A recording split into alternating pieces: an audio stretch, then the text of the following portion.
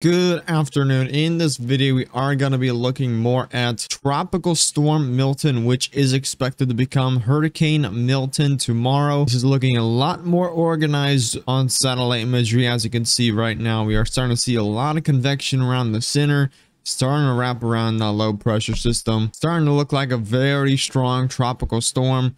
This is expected to go eastward and then head up to the northeast towards Florida. Here is the current forecast cone for Milton. You can see it's going to become a hurricane, pretty much any advisory now. And this is still going to be down in this area tomorrow morning by 7 a.m. Tuesday. We're going to start seeing impacts. You have tropical storm warnings across the Yucatan, and I do expect some tropical storm warnings to also be issued for Cuba. 7 p.m. Tuesday, this is going to be start to near the west coast of Florida, and in the morning of Wednesday through the morning of Thursday, this will probably be making a landfall on the west coast of Florida between Tampa and Fort Myers around midday Wednesday, or a little bit later in the afternoon. They are now putting aircraft recon into this storm to find out what's going on inside it. And the reason they fly into hurricanes is because they do drop sounds, which pretty much show if it's undergoing rapid intensification, its wind speeds, pressure and stuff like that, so we can have better forecasts as soon as possible. Looking at some of these new spaghetti models, you can see there's still not a lot of agreement on a path here. We still have a lot of uncertainty on where exactly this is going to be making landfall. It's definitely going to be somewhere in between Tampa and Fort Myers, but again, this could change, and we've seen these paths change over the last few decades, where you'll have a forecast like right now where it's going in between Tampa and Fort Myers, and then all of a sudden a couple days from now it makes a last minute turn into the Big Bend. So we're gonna have to watch that very closely. Pretty much the entire west coast of Florida should be preparing for this. The Panhandle should be pretty fine from this, especially since you have a lot of that wind shear that's north. This is actually looking like it's gonna duck up underneath this wind shear, and it's gonna be a strong storm hitting the west coast. So unless that shear moves a little more south, this storm is definitely going to be a very strong one for the west coast. And here's model intensity guidance. This is all these models that are showing its peak strength. You could see we have a lot of models that are in Cat 2 and Cat 3. So a lot of models that are in Cat 3 here. We have a couple that are in tropical storm. We even have some reaching Cat 5, which is really scary for the west coast of Florida. They've been getting beaten by these hurricanes for 3 years. Hurricane Ian, Idalia, Helene, all major hurricanes, so they definitely don't need this one. But as you can see, we have a lot that are reaching Cat 3, Cat 4, and a couple even are reaching Cat 5. I don't think it's going to reach Cat 5, but definitely Cat 4 is possible. Definitely get prepared now. Use those evacuation orders by local officials, because this storm definitely should not be underestimated at all. Now, looking at the current GFS model, this is the 12Z run. And as you can see, this is pretty much going to become a hurricane any hour now by the National Hurricane Center. This is going to become a hurricane this afternoon. And as you can see, this undergoes rapid intensification very soon.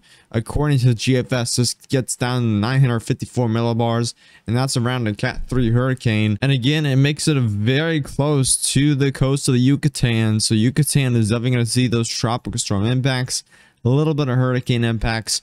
This is going to be making that northern turn. Again, Cuba is not going to see much from this, but it should be making that northern turn, and it gets down to 949 millibars. That is a very strong major hurricane once again, and this heads into the Big Bend of Florida. According to GFS, this has a little more north of Tampa, so that would bring Tampa a lot more storm surge. But this has a similar track to Ian. Again, Tampa is not going to have a lot of storm surge. Instead, they're going to have those damaging winds and rainfall. There's going to be a huge tornado threat again across the majority of the Florida Peninsula. There's going to be those supercells that are on the east side of the storm, and that's just going to bring a huge tornado threat along with that storm surge threat. Here is the HWRF model, and this model typically does like to do over overdo things, but this model typically has a great track record for the path of these storms.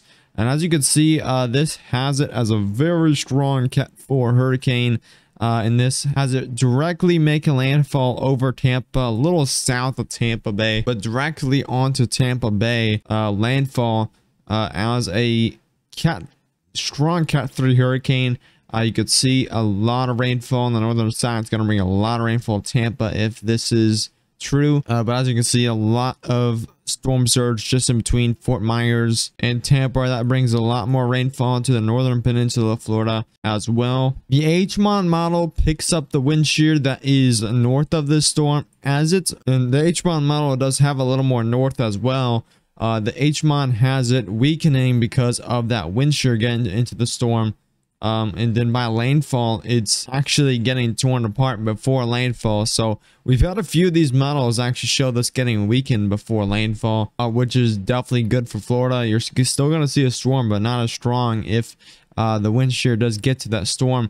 But again, if it's more south, it's going to be protected from all that wind shear up north. And that's pretty much worst case scenario as of right now. As we look at current wind shear, we currently have some wind shear that is pretty much covering Florida. This storm Milton is currently just on the edge of unfavorable wind shear. The National Hurricane Center expects this wind shear to kind of diminish down before this storm enters this area. But as long as that eye wall is closed, it's got to be protected from that wind shear. It's still going to get somewhat weakened, but if the eye wall is closed, and it definitely is protected from that wind shear, and then it undergoes drought intensification before landfall onto Florida. But once again, there's that storm. You can see it a little better now.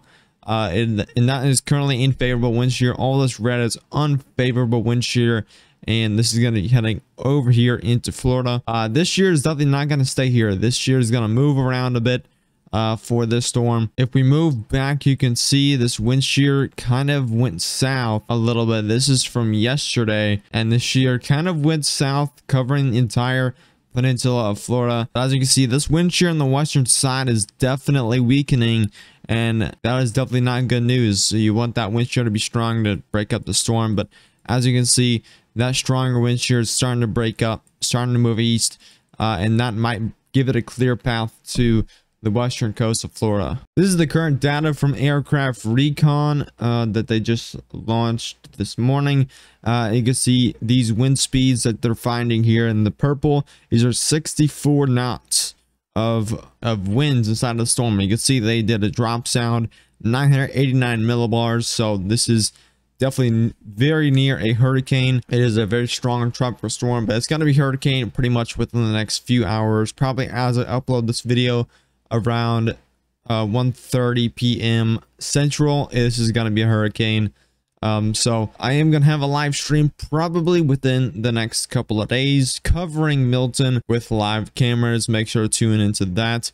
I'll have another video tomorrow, but be sure to subscribe to the channel, like the video for more updates. I'll have some more updates on the community post. Share this video with any friends or family, and again, like the video because that shares it to more people. We can get this information out to save lives. Again, follow local officials. Make sure to evacuate if they tell you to evacuate. And once again, don't underestimate this storm. But as always, I'll see you in the next one. Stay safe.